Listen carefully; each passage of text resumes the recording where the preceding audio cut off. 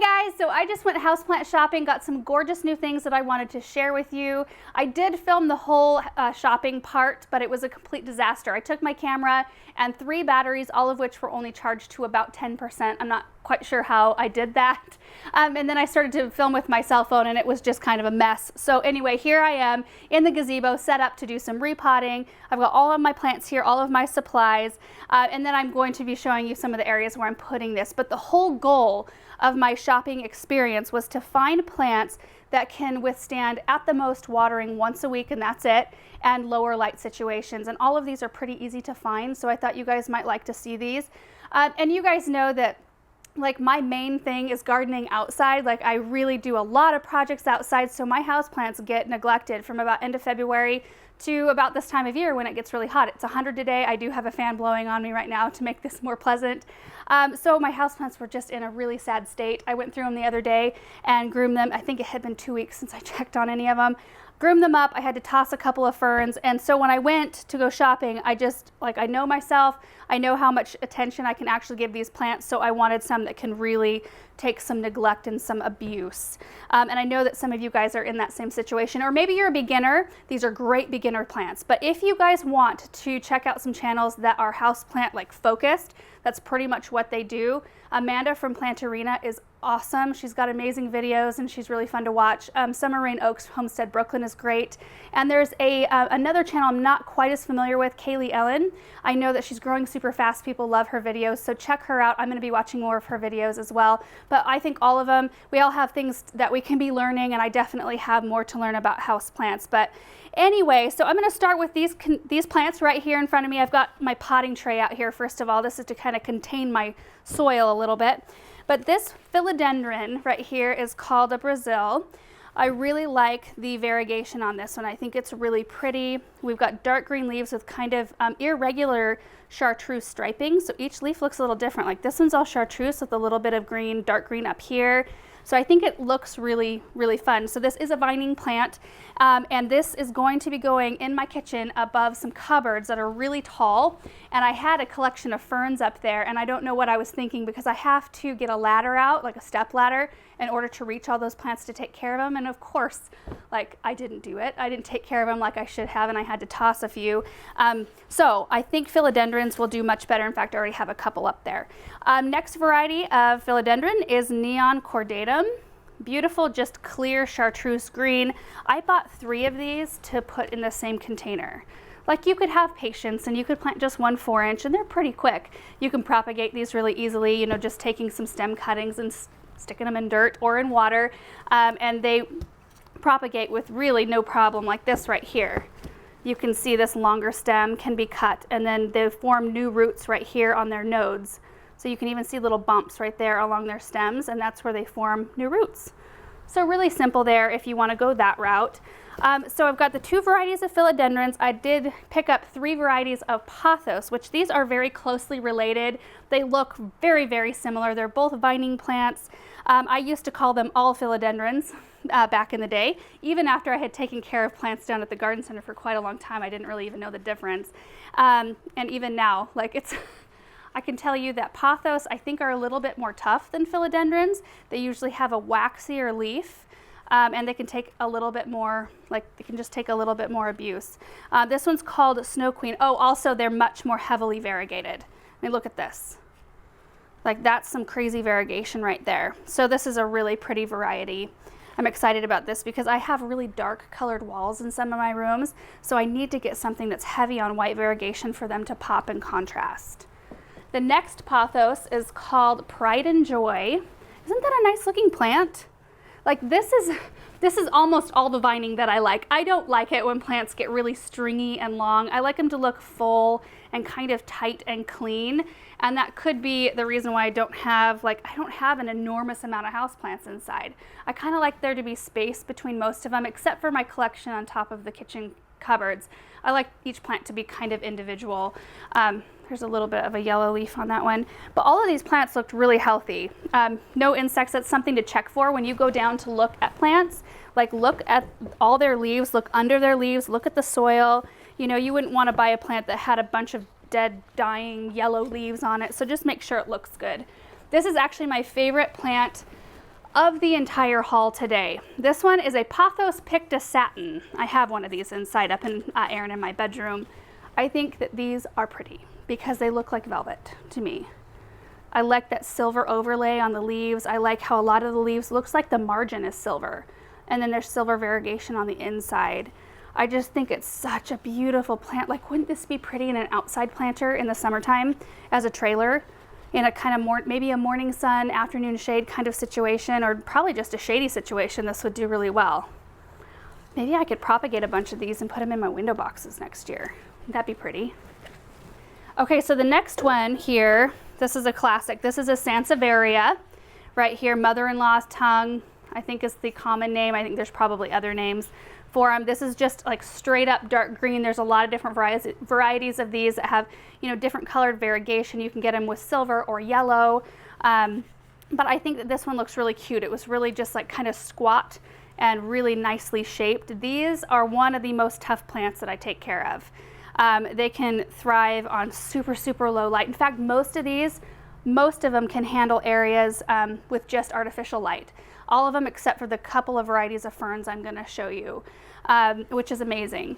So this is a really good one. And on this side, I'll talk about the ferns next. Ferns don't typically love me. We have a very dry climate here, so I can get away with a couple different varieties. Any type of bird's nest fern does really well for me. I think they're really pretty, the glossy green leaves, they're very strappy looking. I mean, not like traditional fern style. I have a couple of these on my mantle, and they lived there throughout our winter season, and we burned fires in that fireplace every single day, and the rocks get pretty hot. I mean, it gets a lot of dry, hot air, and my bird's nest ferns just, like, they're killing it. They're doing really good. So anything that can survive that kind of on the interior side of the room, like there's a lot of windows in that room, but they're on the one wall that doesn't have any windows.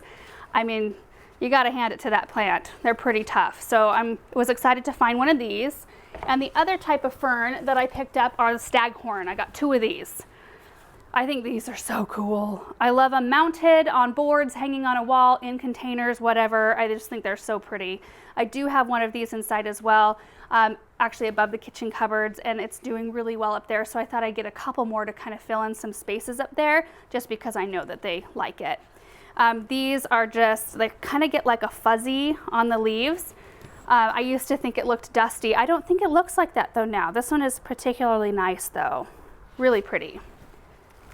And the last group of plants are these Draceanas, which you can get them small like this, or you can get them on like a taller cane, so it's a bigger plant. And all 3 of these would grow bigger and will grow bigger if you give them enough time. So most of these didn't have an actual variety name on a tag, so I'll try to find those for you. But each one of them looks a little bit different in their variegation. I think this one is so gorgeous. So dark green, 2 white stripes on either side of that, and then chartreuse green. I do have one of this variety inside that it actually moved with us 3 years ago, and it's like, whoop, I'm snagging on my tray.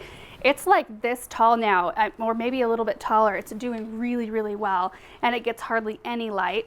And then this one here is the tallest of the 3. This one has heavy white variegation in it. So this is a really good one to go up against a dark colored wall. And then the last one is really interesting. Look at that. It's got like all the colors of green in it and then some creamy white. I think it's just gorgeous. So as far as supplies go, those are the plants that I brought home. For containers, I've got these little concrete pots, which, you know, I thought, oh, that would be really sweet, you know, in there like that. I've also got lots of terracotta, which I actually prefer terracotta over anything else. I brought one from inside because it had a dead begonia in it. I love this pot.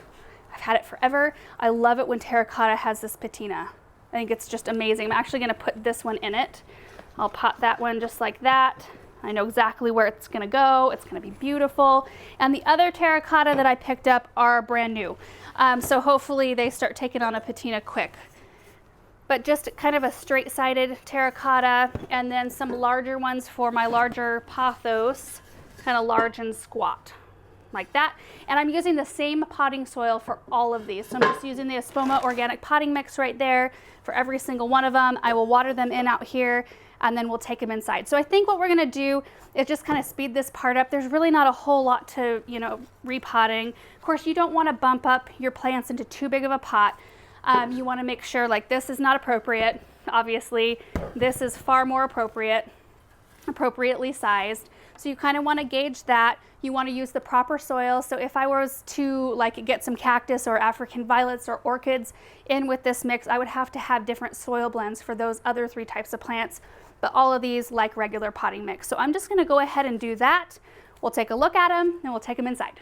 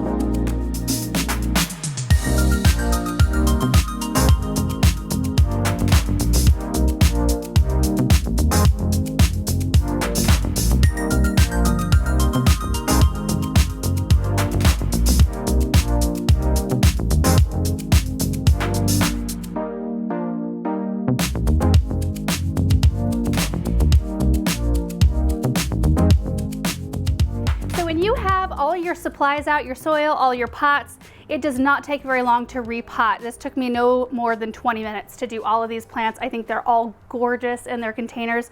Now, I haven't top dressed any of the soil yet, which you can do, but I like to leave it for just a couple of days sometimes, just so I can gauge like soil, the wetness of the soil, and kind of get my bearings depending on where they're at in my house. And in fact, some people say to not even repot them right when you bring them home, but to just let them acclimate to their new spot first, and then repot them. That way it's not too much shock. But you know, usually I find repotting them is okay as long as I'm not like doing something too jarring. I didn't really mess with their roots very much. All of them had very healthy root systems, but it is very important when you're putting houseplants inside to use a saucer or something to catch water. These are my favorite to use because they match. I'm gonna have to go find some clear ones for these little concrete pots. But the difference is that the inside has been glazed. See how that's shiny? That keeps all the water in the saucer. Otherwise, water would soak through the bottom and ruin your surface, because terracotta is porous, which is great for the roots of your plants because it allows oxygen to pass freely, keeping your roots happy. But also when you water your containers, a lot of times you can see wet spots on the outside where water is soaking out as well. And then it's even worse if you have water pooling in a terracotta saucer that's not glazed like this, because it will soak through the bottom. Anyway, I stock up on these whenever I'm down at the garden center and I notice that my mom's brought in a new load of the terracotta saucers. I usually get a big stack of them because I use them like crazy. I wish, and I know you guys are probably with me, that every single container like these, like the glazed ceramic pots, all came with saucers. Why do they not come with saucers? It's so annoying to have to use saucers that do not match your plants. We need to start a campaign or a petition or something, I think. I don't think I have any other words about these plants other than the fact that I would use just the indoor fertilizer on all of these, like I do for a lot of my plants inside, unless it's something more specialized. Like I said, orchid, cactus, succulents, African violets require something a little different, but all of these can use the indoor fertilizer. I don't have any of that to show you right now, but I'm not going to be fertilizing them today. I feel like repotting is enough and putting them in a new home is enough. So at this point, I will show you inside some of the areas where these are going to go. So this first pothos, this is the Snow Queen, is going in what we call the front parlor, but you can see I've got really dark colored walls up here, which I love, and there are 2 windows that are large, so it's a very bright space. So I thought that this one would look really pretty right here just because of the color, and I forgot to remove the price tags. That's also a good thing to take off your containers. Yeah, I think that looks really pretty right there. And then it can kind of get fuller and bushy and kind of trail over the side, and I won't let it trail over the front, but I think this is a good look. This is the same room, and this is a little Wardian case or terrarium that I thought this one would look really pretty in. I do need to clean the glass. I'm just noticing that now. There's some water spots in there. Let me set this down in here and see what we think. It's possible I might need a smaller, yeah. You know what? Look at how the leaves touch the sides. Let me go grab a different Draceana. That might fit a little better. All right, so I'm gonna try this one first. I do want something with a little bit of height in here. I think that will work just perfectly. Yeah, that's really pretty. I also like to put low maintenance plants and stuff like this because it becomes kind of a pain to have to get in there and lift the plant out to water it so I don't get water spots everywhere. So I think this is a really great choice. And while we're up here, I thought I would show you my fern terrarium. It's doing awesome. Look at that. Russell, he's probably been dying to get in there since it's been up here. Really nice. It likes this spot. So I have this little stand from Gardener's Supply actually right here in the back parlor. And I've got some other house plants on it right now that are also fairly low maintenance. So I thought that this Draceana would look really pretty here. Yeah, because I've got another one on that side, so it kind of mirrors. I think that's really nice. So this Staghorn fern is going to go on this bookcase. Now I thought I had 4-inch clear saucers and I didn't, so I'll have to go pick some up. But for now, this will work. So I just want to tuck this one in right into the bookcase. Little touch of life right there. Okay, so on this front entryway table, I already had a bird's nest fern. So I think I'm going to add these other 2 plants. I'm going to see how they look though here first. There's the Staghorn. Got my potpourri. Got to have the potpourri. Let's see if this actually fits. No. Nope, I think just the one plant. I don't want to clutter things up too much. Nice. So in our back parlor here, I just have this little table with no plants on it. In fact, I might put that tall Draceana, just hide it in this urn. That might be pretty. Then I'm going to put this little Sansevieria right here. Let me go get that last Draceana. Let's see if this works. I got to figure out, first of all, let me bring this down. Got to see if I can just, might need to raise it up a bit. Yeah, it needs to be up just a little bit. So let me go find something, maybe a ramekin. Yep, so I'm gonna put a ramekin underneath the saucer just to hopefully pop the plant up a little taller. Let's see how this works. Huh, I wouldn't have even needed to repot that one. Kind of forgot. That's bad. Yep, don't want that. That needs a fern. Never mind. So we're in the great room now, and I have this old TV cabinet that I gutted a long time ago. And now it's Benjamin's toy storage, little bookshelf and some other things in there. But the top, I actually haven't changed this since we moved in. It's looked the same. So I have this picture frame here that I actually don't have a picture in, so I'm gonna place a plant right there. I think that that will look nice. Find a different spot for this. So the rest of these plants, I have 5 more. I'm going to try to work into the top of our kitchen cupboards up here. You can see that I already have a few plants up there, and these are all ones that have kind of withstood the test of time, and they've withstood my neglectful care. And so I've just added kind of some of the same ones to go up there. So I'm going to work on that quick, and then we'll show you what it looks like. So this right here is one of the reasons why I have to have low maintenance stuff, because I don't like to get this out and have to crawl up there and take care of stuff, but I was only able to fit 3 of the 5 up here. I've got this pothos, which looks gorgeous right there, bird's nest fern, and then the pure Joy Pothos. I've got these 2 left, which I actually think I'm going to put up in our bedroom, so I'll place those later. But anyway, I thought you guys might like to see where most of the plants were going and what kind of conditions they're in. So I hope this video was helpful. I sure enjoy having some fresh plants in my house. It's always a really good feeling. So anyway, thank you guys so much for watching this video, and we will see you in the next one. Bye.